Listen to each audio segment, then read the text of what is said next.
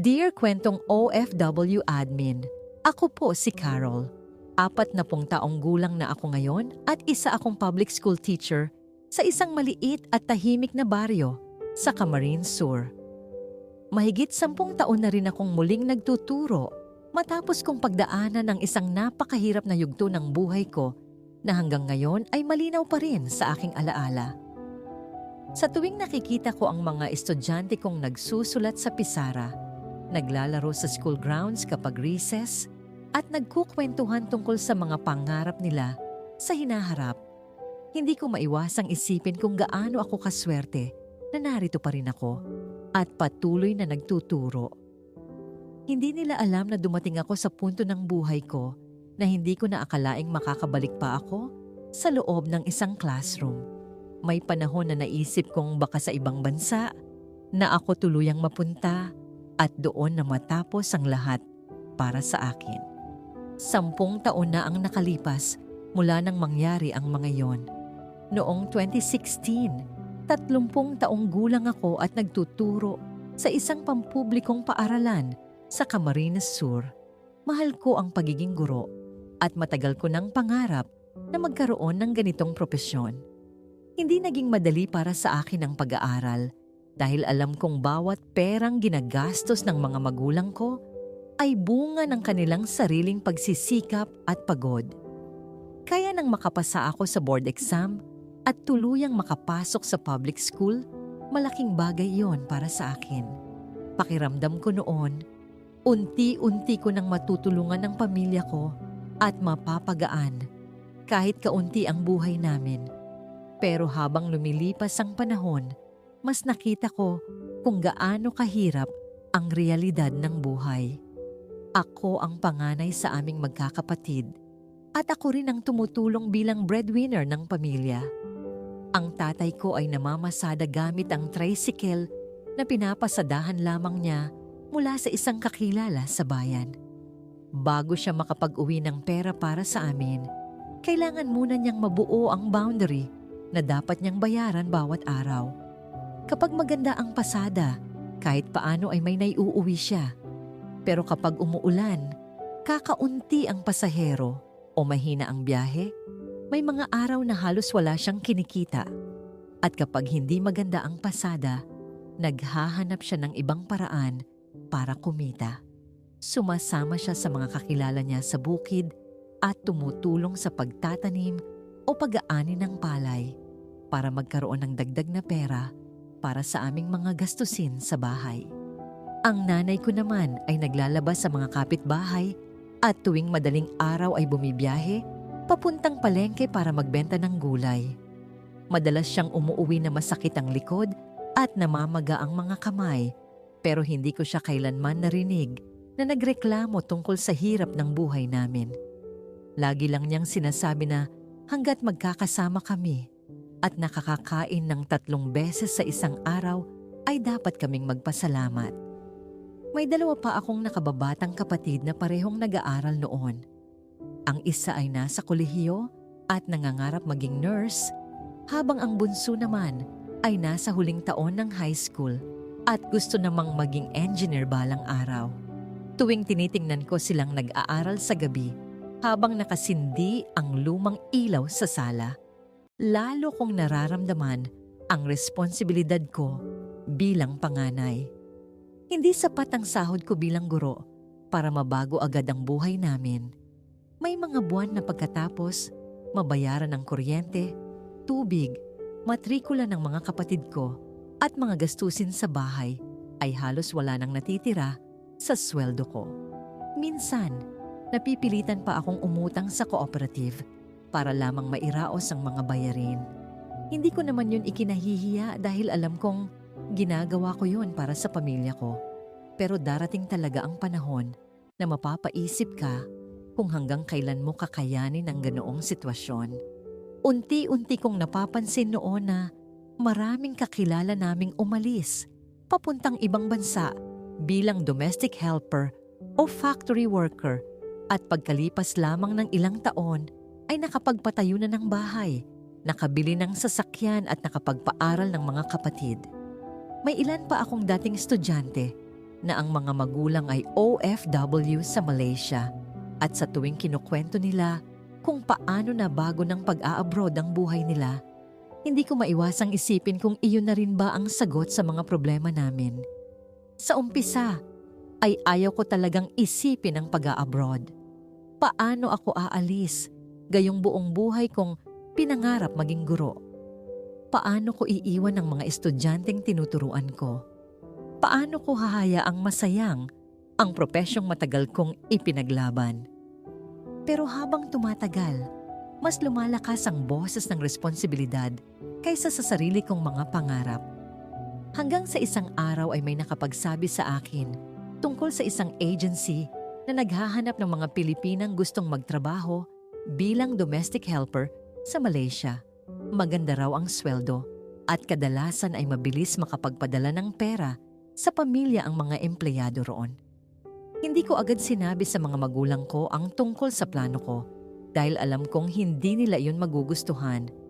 Pero dumating din ang araw na kailangan kong sabihin ang totoo. Hindi ko makakalimutan ang naging reaksyon ng tatay ko noong gabing yon. Matagal siyang hindi nagsalita matapos kong sabihin ang plano kong umalis ng bansa. Pagkatapos ng ilang minutong katahimikan ay tumingin siya sa akin at sinabing sayang naman daw ang pagiging guro ko kung magdo-domestic helper lamang ako sa ibang bansa. Ilang taon daw naming ipinaglaban ang pag-aaral ko at ilang taon ko ring pinangarap ang magkaroon ng sariling classroom at mga estudyante. Bakit ko raw iiwan ang lahat ng iyon?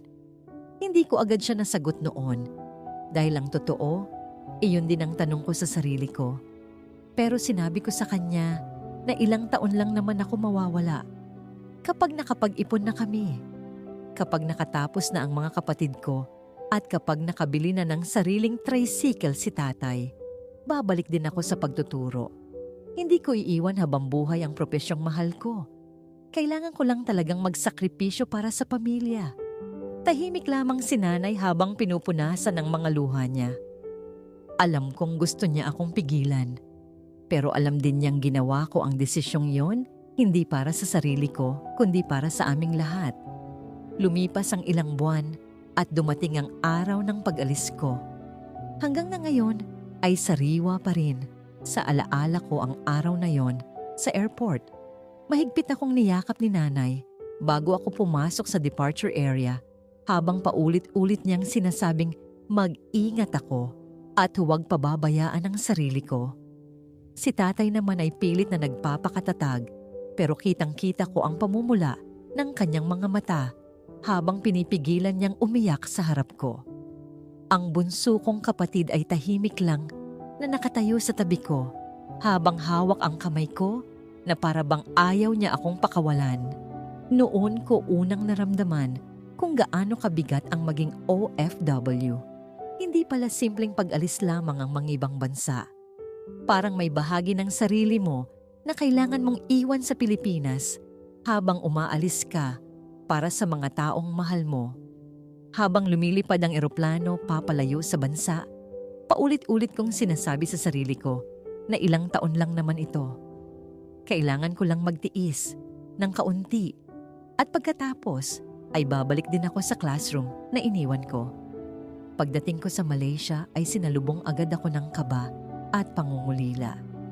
Iba ang paligid, iba ang wika at iba rin ang kultura.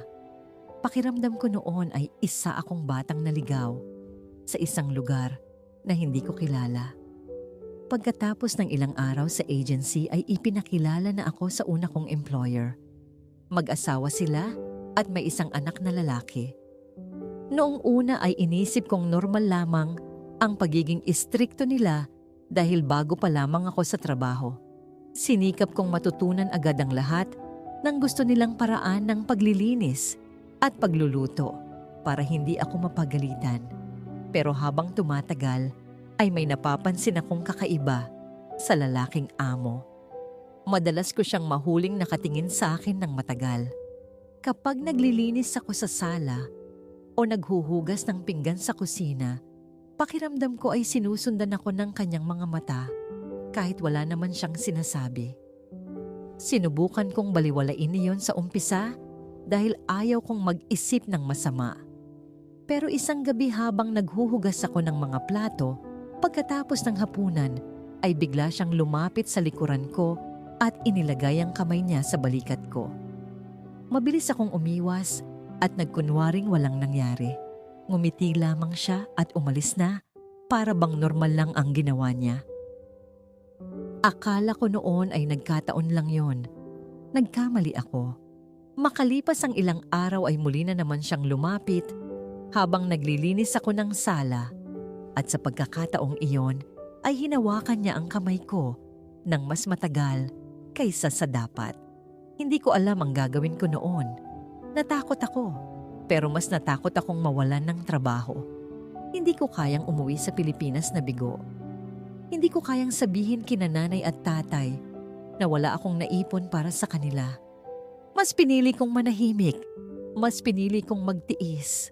Mas pinili kong isipin na baka mali lang ang kutob ko. Ngunit tuluyan akong kinabahan nang mapansin kong hindi ako pinapayagang i-lock ang pintuan ng kwartong tinutulugan ko. Nang minsang subukan kong ikandado ang pinto bago matulog, agad akong pinagsabihan ng amo na huwag na huwag ko raw uulitin iyon dahil bawal sa bahay nila ang nakalock na mga pinto. Hindi ko maintindihan kung bakit. Pero hindi nagtagal ay nagsimula na akong matakot tuwing sasapit ang gabi. May mga pagkakataong nararamdaman kong may taong nakatayo sa labas ng pintuan ko habang nakahiga ako sa kama. Minsan ay naririnig ko pa ang mahinang paggalaw sa may doorknob na para bang may gustong pumasok pero nagdadalawang isip lamang. Maraming gabi akong hindi nakatulog ng maayos noon. At sa unang pagkakataon mula nang umalis ako ng Pilipinas, nagsimula kong itanong sa sarili ko kung tama ba ang naging desisyon kong iwan ang pagiging guro para sa pangarap na magandang buhay sa ibang bansa. Hindi ko pa alam noon na ang mga susunod na mangyayari ay mas mabigat pa pala kaysa sa lahat ng kinatatakutan ko noong mga panahong iyon. Admin. Ilang linggo ko ring tiniis ang sitwasyon sa una kong employer dahil sa takot na mawalan ng trabaho. Pero habang tumatagal, ay lalo lamang lumalala ang takot ko sa loob ng bahay na yon. Dumating sa punto na halos hindi na ako makatulog tuwing gabi dahil pakiramdam ko ay wala akong ligtas na lugar kahit sa sarili kong kwarto. Sa wakas ay naglakas loob akong magsabi sa agency tungkol sa mga nangyayari. Hindi ko sinabi ang lahat ng detalye dahil nahihiya ako at natatakot na baka ako pa ang sisihin. Pero sapat na ang mga sinabi ko para ilipat nila ako sa ibang employer. Noong sabihin sa akin ng agency na may bago na akong mapapasukan, pakiramdam ko ay nabunutan ako ng tinik sa dibdib. Pakiramdam ko noon ay binibigyan ako ng pangalawang pagkakataon para ituloy ang pangarap ko para sa pamilya ko. Paulit-ulit kong sinabi sa sarili ko na hindi lahat ng amo ay pare-pareho at baka malas lang talaga ang unang napuntahan ko. Ilang araw pagkatapos noon ay ipinakilala sa akin ng agency ang bago kong employer, isang Chinese family na nakatira sa Putrajaya. Mag-asawa sila at kasama sa bahay ang matanda ng ina ng among babae. Ipinaliwanag sa akin ng agency na magiging all-around helper ako sa bahay. Ako ang maglilinis ng buong bahay, maglalaban ng mga damit, magluluto ng pagkain ng pamilya, at higit sa lahat ay aalagaan ko ang matandang ina na halos hindi na makalakad ng maayos dahil sa katandaan. Hindi naman ako nagreklamo sa mga magiging trabaho ko dahil sanay naman ako sa gawaing bahay sa Pilipinas. Sa isip-isip ko noon, mas mabuti na ang mapagod sa trabaho kaysa araw-araw kang mabuhay sa takot. Sa unang mga araw ko sa bahay nila, ay naging maayos naman ang lahat. Tahimik ang amo kong babae at bihira ko ring makita ang asawa niya dahil madalas itong nasa trabaho. Ang madalas kong kasama sa bahay ay ang matandang ina na agad kong tinawag na Popo dahil iyon din ang tawag sa kanya ng lahat sa bahay. Hindi ko inaasahan na sa isang banyagang bansa ay makakahanap ako ng isang taong magpapaalala sa akin ng sarili kong nanay. Kahit hirap magsalita ng Ingles si Popo at halos wala rin akong maintindihan sa salitang Chinese, somehow ay nagkakaintindihan kami sa simpleng paraan. Kapag nakikita niyang hindi pa ako kumakain, tatawagin niya ako para sabayan siyang kumain. Kapag napapansin niyang pagod na ako sa trabaho, hihilahin niya ako paupo sa tabi niya at bibigyan ng prutas o biskwit. Minsan ay inaabot pa niya sa akin ang tsaa niya habang nakangiti. May mga pagkakataon ding pinapanood niya ako habang nagluluto at kapag natitikman niya ang pagkain ay tumatango siya habang nakangiti na para bang sinasabing masarap ang luto ko kahit hindi naman kami nagkakaintindihan sa salita. Unti-unti ay naging mas magaan ang loob ko sa bahay na yon.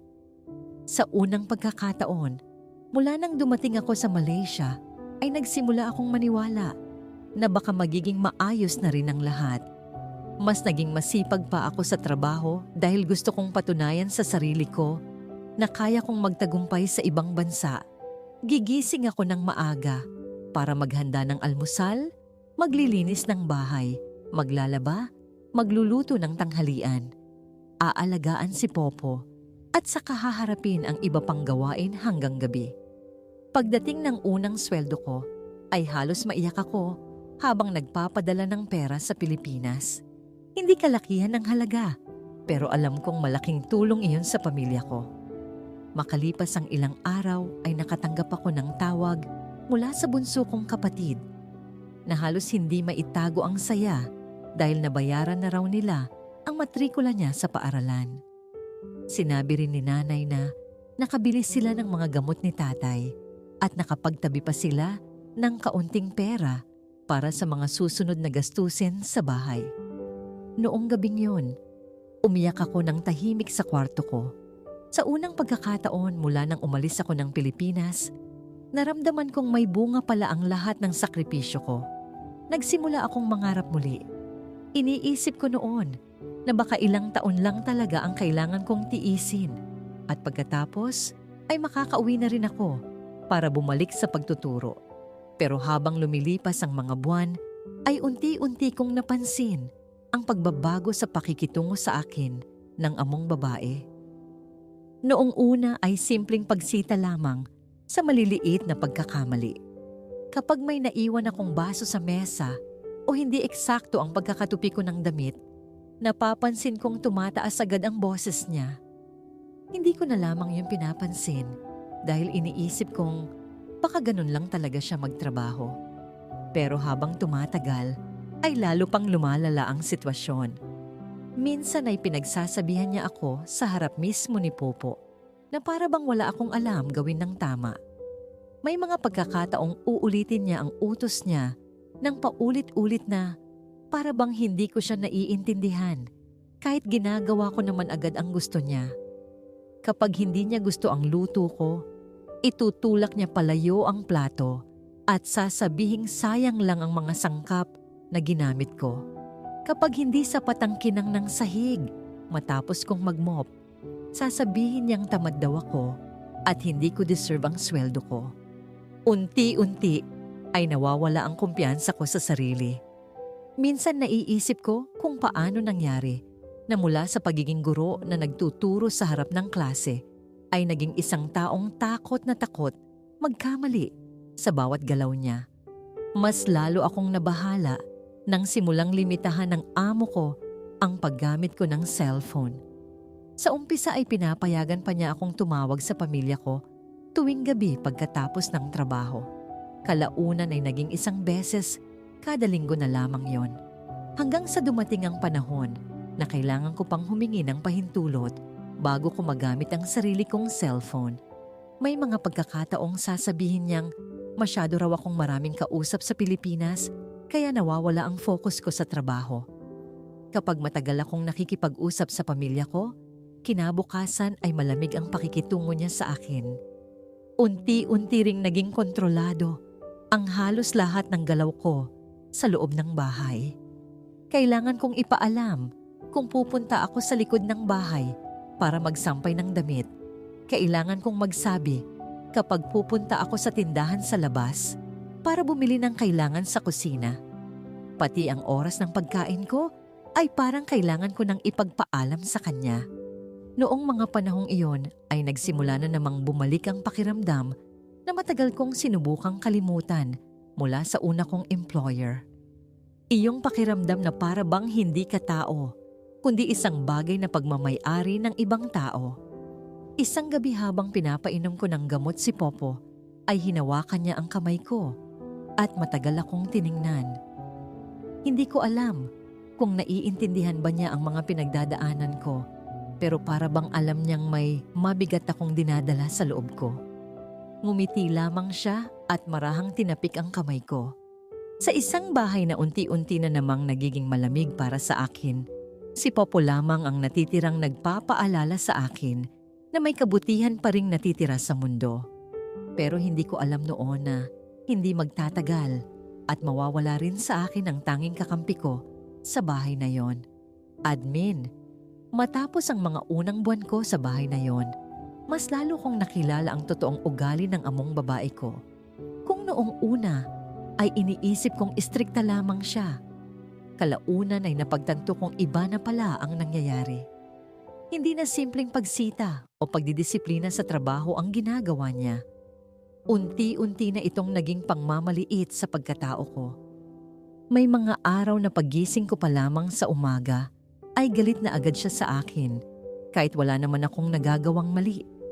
Kapag hindi eksakto ang pagkakalagay ko ng mga gamit sa mesa, kapag may maliit na talsik ng tubig sa lababo, o kapag hindi niya gusto ang timpla ng pagkain, para bang katapusan na ng mundo ang pagkakamaling iyon sa paningin niya. Hindi na rin mabilang kung ilang beses niya akong pinagsabihan na wala raw akong alam gawin ng tama at hindi raw niya maintindihan kung bakit ako naging guro sa sarili kong bansa, kung simpleng gawaing bahay ay hindi ko pa raw magawa ng maayos. Sa umpisa ay sinasagot ko pa siya sa maayos na paraan at sinusubukan kong ipaliwanag ang side ko. Pero kalaunan ay natututunan ko na lamang manahimik. Mas lalo kasi siyang nagagalit kapag sumasagot ako kahit mahinahon naman ang tono ko. Dumating sa punto na bawat kilos ko sa loob ng bahay ay may kasamang kaba dahil hindi ko alam kung ano na naman ang magiging dahilan para mapagalitan ako. Halos wala na rin akong pahinga noon. Gigising ako bago mag-alas 5 ng umaga para ihanda ang almusal ng pamilya. Pagkatapos noon ay maglilinis ako ng kusina, magwawalis at magmomop ng buong bahay, maglalaban ng mga damit, magpapalit ng bedsheets ni Popo, magluluto ng tanghalian at maghahanda naman para sa hapunan. Kapag tapos na ang lahat ng iyon, ay may iba pa ulit na ipapagawa sa akin ng amo ko. Madalas ay alas 11 na ng gabi bago ako makapagpahinga at kung minsan ay tatawagin pa niya ako sa kalagitnaan ng gabi para lamang magdala ng tubig o may kuning gamit. Unti-unti ko ring napansin na kumakaunti ang pagkain ko. Hindi naman nila ako tahasang pinagbabawalang kumain, pero madalas ay huli na akong nakakakain matapos silang lahat. May mga pagkakataong halos tira na lamang ang natitira sa akin at nahihiya naman akong kumuha pa ng dagdag. Dahil pakiramdam ko ay pagbibigyan na naman nila ako ng panibagong dahilan para mapagalitan. Sa loob lamang ng ilang buwan ay napansin kong lumuwag na ang mga damit kong dinala mula sa Pilipinas. Kapag tumitingin ako sa salamin, hindi ko na halos makilala ang sarili ko. Mas payat na ako, mas maputla, at mas madalas na akong pagod kaysa masaya.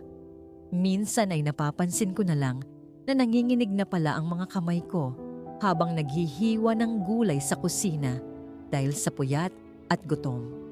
Sa Pilipinas naman ay nagsimula nang mapansin ng pamilya ko ang pagbabago sa akin. Kung dati ay halos linggo-linggo akong nakakatawag sa kanila, unti-unti iyong naging minsanan na lamang kada ilang linggo. Kapag tumatawag si nanay ay madalas ay hindi ko agad nasasagot dahil wala sa akin ang cellphone ko. O kaya naman ay hindi ako pinapayagang gamitin yon sa oras na gusto ko. Naaalala ko pa ang isang tawag ni nanay na hanggang ngayon ay hindi ko makalimutan. Tinanong niya ako kung may problema raw ba ako dahil parang iba na raw ang boses ko. Sabi niya, parang hindi na raw ako yung masayahing anak na umalis ng Pilipinas ilang buwan pa lamang ang nakakalipas. Natawa na lamang ako noon at sinabi kong pagod lang ako sa trabaho. Sinabi kong normal lang yon dahil iba ang klima sa Malaysia at marami lamang akong ginagawa araw-araw. Hindi ko sinabi ang totoo. Hindi ko sinabi kung gaano na ako kapagod. Hindi ko sinabi kung ilang gabi na akong umiiyak ng tahimik sa kwarto ko. Hindi ko sinabi kung gaano ko na gustong umuwi. Ayaw kong mag-alala sila.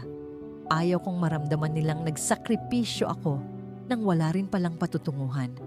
At higit sa lahat, ayaw kong masayang ang lahat ng pag-asa nilang inilagay sa akin bilang panganay ng pamilya. Sa mga panahong iyon, si Popo na lamang talaga ang nagbibigay sa akin ng pakiramdam na may nagmamalasakit pa rin sa akin sa loob ng bahay na yon. Kapag napapansin niyang hindi pa ako nakakakain, tatawagin niya ako at ibibigay sa akin ang bahagi ng pagkain niya. Minsan ay palihim pa niyang inilalagay sa kamay ko ang mga prutas o biskwit na nakukuha niya sa kusina. Kapag napapansin niyang namumula ang mga mata ko, hihimasin niya ang kamay ko at ngingitian ako kahit hindi kami magkaintindihan sa salita. Sa mga sandaling iyon ay para kong nakikita si nanay sa kanya. Hindi ko man maintindihan ang mga sinasabi niya sa wikang Chinese. Ramdam kong naiintindihan niya ang lungkot at pagod na dinadala ko araw-araw.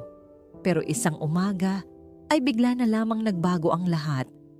Habang naghahanda ako ng almusal, ay narinig ko ang sigawan sa kwarto ni Popo. Nang pumasok ako, ay nakita kong hirap siyang huminga habang nakaupo sa kama. Nagmamadali ang amo kong babae na tawagan ang asawa niya habang ako naman ay tumulong sa pag-aayos kay Popo. Ilang minuto lamang ang lumipas ay dumating ang sasakyan at dali-dali nila siyang isinakay papuntang ospital. Habang inilalabas nila si Popo ng bahay, ay hinanap niya ako ng tingin. Hindi ko alam kung bakit. Pero hanggang ngayon, ay hindi ko makalimutan ang tingin na yon. Para bang may gusto siyang sabihin, pero hindi niya magawa. Para bang may gusto siyang ipaalam sa akin. Pagkasara ng pinto ng sasakyan ay bigla kong naramdaman ang kakaibang kaba sa dibdib ko. Akala ko noon ay simpleng pag-aalala lamang yon para kay Popo. Hindi pala. Bago umalis ang amo kong babae, ay lumapit siya sa akin at inabot ang kamay niya. Kinuha niya ang cellphone ko. Sinabi niyang hindi ko raw yung kakailanganin habang wala sila sa bahay. Hindi ako nakasagot. Pagkatapos noon ay kinuha rin niya ang passport ko mula sa drawer ng kwarto ko. Sinabi niyang para raw sa seguridad ko yon at para hindi ko mawala. Mas lalo akong kinabahan pero wala akong nagawa. Pagkatapos ay lumabas siya ng bahay kasama ang asawa niya. Narinig ko ang pagsara ng pinto. Pagkatapos ay ang tunog ng susi. Tahimik na tahimik ang buong bahay. Doon ko lamang napagtanto na nakakandado pala ako sa loob. Lumapit ako sa pintuan at sinubukang buksan yon, pero hindi ito gumalaw kahit anong pilit ko. Tumayo lamang ako roon habang nakahawak sa doorknob at nakatingin sa saradong pinto. Habang naririnig ko ang paglayo ng sasakyan sa labas ng bahay, hindi ko pa alam noon na magsisimula na pala ang pinakamadilim na gabi ng buong buhay ko. Admin, noong marinig kong umalis ang sasakyan ng mga amo ko papunta sa ospital, kasama si Popo, hindi ko maipaliwanag ang kaba na naramdaman ko. Ilang beses kong sinubukang buksan ang pinto, pero wala akong nagawa dahil nakakandado talaga ito mula sa labas. Wala rin sa akin ang cellphone ko at maging ang passport ko ay kinuha nila bago umalis. Sa unang pagkakataon, mula nang dumating ako sa Malaysia, naramdaman kong wala akong paraan para humingi ng tulong kung sakaling may mangyari sa akin. Lumipas ang ilang oras habang mag-isa akong nakaupo sa sala ng bahay. Tahimik ang buong paligid at tanging tunog ng orasan sa dingding ang maririnig sa loob ng bahay. Sinubukan kong ilibang ang sarili ko sa paglilinis at paghahanda ng pagkain para pagbalik nila mula sa ospital ay wala silang mahanap na dahilan para mapagalitan ako. Pero habang tumatagal ay lalo lamang lumalakas ang pakiramdam kong may hindi magandang mangyayari. Hindi ko na ikukwento ng detalyado ang lahat ng nangyari noong gabing yon, admin. Pero iyon ang gabing tuluyang nagbago sa buong buhay ko. Habang wala sa bahay ang among babae ko at habang wala rin si Popo na noon ay nasa ospital, sinamantala ng lalaking amo ko ang sitwasyon. Ilang beses akong nagmakaawa at humingi ng tulong, ngunit walang makaririnig sa akin dahil kami lamang dalawa ang nasa loob ng bahay at nakakandado pa ang mga pinto mula sa labas. Hanggang ngayon, kahit 10 taon na ang lumipas, hindi pa rin madaling balikan sa isip ko ang mga nangyari noong gabing iyon. Mas masakit pa siguro sa nangyari ay ang pakiramdam na wala kang magawa para protektahan ang sarili mo bilang isang guro, bilang isang anak, bilang isang kapatid, at bilang isang taong buong buhay na nagsikap ng marangal para sa pamilya. Hindi ko maintindihan kung bakit kailangan kong maranasan ang ganoong klase ng sakit sa isang banyagang lugar na pinuntahan ko lamang para bigyan ng magandang buhay ang mga mahal ko sa buhay.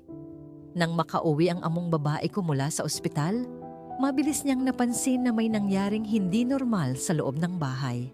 Hindi ko alam kung ano ang sinabi sa kanya ng asawa niya o kung ano ang pumasok sa isip niya ng mga sandaling iyon. Pero sa halip na tanungin ako o pakinggan ang panig ko, ay galit agad ang ipinakita niya sa akin. Ang mga sigaw na dati kong naririnig sa maliliit na pagkakamali ay napalitan ng galit na hindi ko pa kailanman nakita mula sa kanya noon. Sinubukan kong ipaliwanag ang nangyari pero hindi niya ako pinakinggan. Habang tumatagal ay lalo lamang tumitindi ang galit niya at doon nagsimula ang pananakit na hanggang ngayon ay dala ko pa rin sa alaala ko. Sa gitna ng lahat ng yon ay nabuhusan ako ng kumukulong mantika na naging dahilan ng matinding paso sa iba't ibang bahagi ng katawan ko. Hanggang na ngayon ay dala ko pa rin ang ilang peklat bilang paalala sa mga nangyari noong gabing iyon. Hindi ko na matandaan ng malinaw ang mga sumunod na oras dahil sa sobrang sakit at takot na naramdaman ko noon. Ang natatandaan ko lamang ay pinalabas nila ako ng bahay habang halos hindi na ako makatayo ng maayos. Wala akong dalang gamit, wala akong pera, at wala rin akong ideya kung saan ako pupunta sa gitna ng isang lugar na hindi ko naman kilala. Sa kabutihang palad ay may mga kapwa Pilipinong OFW na nakakita sa kalagayan ko at sila ang unang tumulong sa akin. Sila ang tumawag ng tulong at sila rin ang nagdala sa akin sa ospital. Hanggang na ngayon ay hindi ko pa rin alam ang mga pangalan ng ilan sa kanila pero hinding-hindi ko makakalimutan ang kabutihang ipinakita nila sa akin sa panahon na pakiramdam ko ay tuluyan na akong iniwan ng mundo. Ilang araw din akong nanatili sa ospital habang ginagamot ang mga paso at sugat ko. Doon ko rin unang nakilala ang mga taong tumulong para mailipat ako sa shelter ng embahada habang inaayos ang mga dokumento at ang mga susunod na hakbang tungkol sa kaso ko. Sa unang pagkakataon matapos ang lahat ng nangyari, saka ko lamang naramdaman na ligtas na ako kahit paano. Isa sa pinakamahirap na bahagi ng lahat ng yon ay ang pagtawag sa pamilya ko sa Pilipinas. Hindi ko alam kung paano ko sasabihin sa kanila ang nangyari. Hindi ko alam kung paano ko ipapaliwanag na ang anak nilang umalis ng bansa para tulungan sila ay ngayon ay nasa ospital sa ibang bansa at halos hindi makatayo sa sarili niyang mga paa. Hanggang ngayon ay naaalala ko pa rin ang iyak ng nanay ko sa kabilang linya at ang mahabang katahimikan ng tatay ko matapos niyang marinig ang lahat ng nangyari sa akin. Noong mga panahong yon, saka ko lang naunawaan kung gaano kaliit ang halaga ng pera kumpara sa kapayapaan ng isip at kaligtasan ng isang tao. Habang nakahiga ako sa kama ng ospital at nakatingin sa kisame gabi-gabi, hindi ko na iniisip ang naiwang trabaho ko bilang guro. Ang perang sana ay maipapadala ko pa sa pamilya ko o ang mga pangarap kong maiahon sila sa hirap sa pamamagitan ng pag-a-abroad. Isa na lamang ang paulit-ulit kong ipinagdarasal noon bago ako matulog bawat gabi. Ang makauwi ng buhay sa Pilipinas. Admin, matagal bago tuluyang gumaling ang mga sugat sa katawan ko. Pero mas matagal bago nagsimulang gumaling ang mga sugat na hindi nakikita ng ibang tao. Habang unti-unting naghihilom ang mga paso at sugat sa balat ko, tila lalo namang lumalalim ang mga sugat na iniwan ng mga nangyari sa isip at puso ko. May mga gabi sa shelter ng embahada na hindi ako makatulog dahil sa tuwing ipipikit ko ang mga mata ko ay bumabalik ang mga alaala ng mga nangyari sa bahay na yon. Minsan ay nagigising ako sa gitna ng gabi, na pawis at kinakabahan kahit wala namang nangyayari sa paligid ko. May mga pagkakataon ding natatakot ako kapag may maririnig akong malakas na pagsara ng pinto o biglang pagtaas ng boses ng mga tao sa paligid ko. Sa mga panahong iyon, doon ko nakita kung gaano kahalaga ang tulong ng mga kapwa Pilipino sa ibang bansa. Ang mga taong hindi ko naman kamag-anak at hindi ko naman kakilala noon ang siyang unang tumulong sa akin noong wala na akong ibang malapitan. Ang mga staff ng embahada, mga volunteer at ilang organisasyong tumutulong sa mga OFW ang nagbigay sa akin ng lakas ng loob para maniwala na hindi pa tapos ang buhay ko. Sila rin ang tumulong para maihanda ang mga dokumento at reklamo laban sa mga taong gumawa ng masama sa akin. Hindi naging madali ang desisyong lumaban para sa hustisya. Sa totoo lang, dumating sa punto na gusto ko na lamang umuwi sa Pilipinas at kalimutan ang lahat ng nangyari. Pagod na ako noon, hindi lamang sa sakit ng katawan, kundi pati na rin sa bigat ng lahat ng pinagdaanan ko. Pero sa tuwing naiisip ko ang posibilidad na may iba pang Pilipinang maaaring makaranas ng parehong sinapit ko kung mananatili akong tahimik, unti-unti akong nakakahanap ng lakas ng loob para ituloy ang laban. Kinasuhan ng embahada ang employer ko at nakulong sila. Makalipas ang ilang buwan ng pagpapagamot at pag-aasikaso ng mga dokumento, dumating din ang araw na pinakahihintay ko. Nakauwi rin ako sa Pilipinas. Hindi ko maipaliwanag ang naramdaman ko nang muling makita mula sa bintana ng eroplano ang lupang matagal kong ipinagdasal na balikan. Sa unang pagkakataon, matapos ang napakahabang panahon, naramdaman kong ligtas na ulit ako. Hindi ko makakalimutan ang araw na sinalubong ako ng pamilya ko sa airport. Mas tumanda si tatay kaysa sa huli ko siyang nakita at mas marami na ring puting buhok si nanay. Pero sa mga yakap nila noong araw na yon, ay ramdam kong wala silang ibang hinihingi kundi ang makauwi ako ng buhay.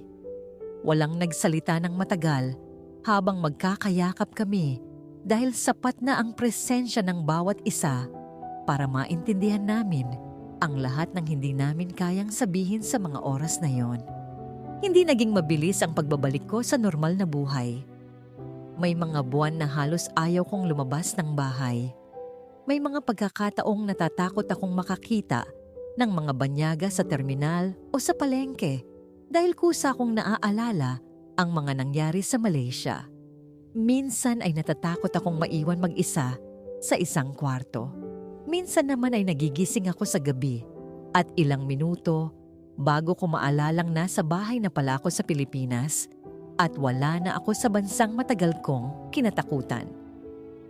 Unti-unti akong natutong mabuhay muli sa tulong ng pamilya ko. Si nanay ang madalas kong kausap tuwing mabigat ang pakiramdam ko. Si tatay naman ay bihirang magsalita tungkol sa nangyari, pero lagi siyang nakaupo sa tabi ko tuwing gabi habang nagkakape kami sa labas ng bahay. Ang mga kapatid ko na dati ay ako ang nag-aalaga ay sila naman ngayon ang nag-aalaga sa akin habang sinusubukan kong buuin muli ang sarili ko. Habang lumilipas ang panahon, ay nagsimula akong magtanong sa sarili ko kung ano na ang susunod kong gagawin sa buhay ko. Sa loob ng mahabang panahon, pakiramdam ko ay nawala sa akin ang pagkatao ko bilang guro. Pakiramdam ko ay naiwan yon sa araw na umalis ako ng Pilipinas para mangibang bansa. Pero isang araw ay may nakita akong ilang batang naglalaro sa labas ng bahay namin habang nagkukunwaring guro at estudyante.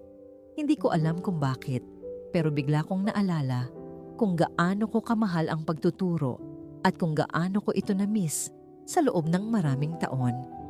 Doon nagsimulang mabuo sa isip ko ang ideyang subukan muli. Nag-apply ako ulit bilang guro. Hindi ako sigurado kung kaya ko pa ba. Hindi rin ako sigurado kung handa na ba talaga akong bumalik sa silid-aralan pagkatapos ng lahat ng nangyari sa akin. Pero may bahagi ng puso ko na nagsasabing, kailangan kong subukan dahil iyon ang buhay na minsang inakala kong hindi ko na mababalikan pa.